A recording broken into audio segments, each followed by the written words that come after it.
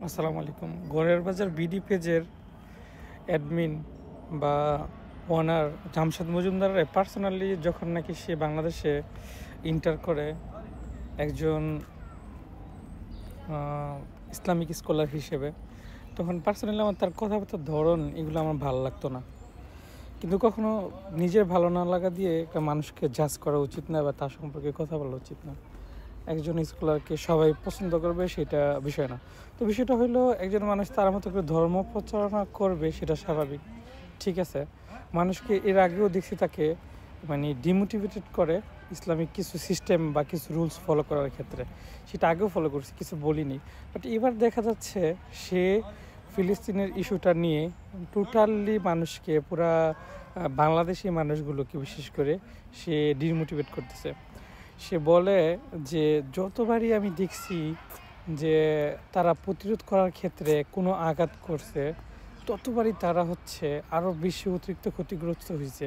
সে কি কোরআনে আয়াত ভুলে গেছে যে একজন জালেম যখন জুলুম করে তখন তোমার জায়গা থেকে তুমি তাকে সশরীরে প্রতিহত করো।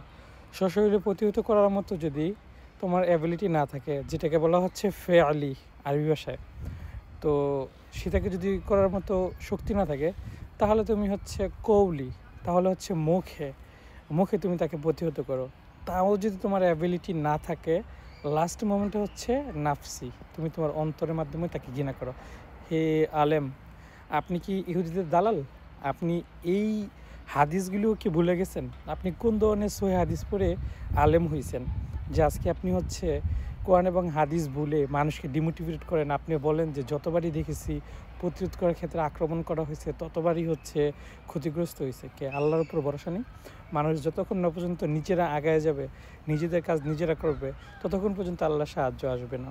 আরেকটা মানুষ হচ্ছে নিজেদের জায়গা থেকে ক্ষতিগ্রস্ত হচ্ছে বিদায় যে তারা অপদস্থ, বিষয়টা এমন না। এটাই তো আল্লাহর পরীক্ষা, এই দুনিয়াটাই তো পরীক্ষা। তাদেরকে ক্ষতিগ্রস্ত করে পরীক্ষা করতেছে, তাদেরকে ক্ষতিগ্রস্ত করে তারা পরীক্ষিত হচ্ছে এবং আমাদের পরীক্ষা করতেছে। আমরা কে কী করি সেটাও দেখতেছে।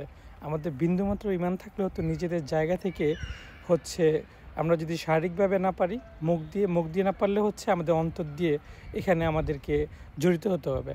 তো জামশেদ মজুমদার ভালো হয়ে যান। দালালি বাংলাদেশে করলে বাংলাদেশের জনগণ কিন্তু জানেন দালালির প্রতিদান কীভাবে দিতে হয়, সেটা অনেক ভালোভাবে জানে।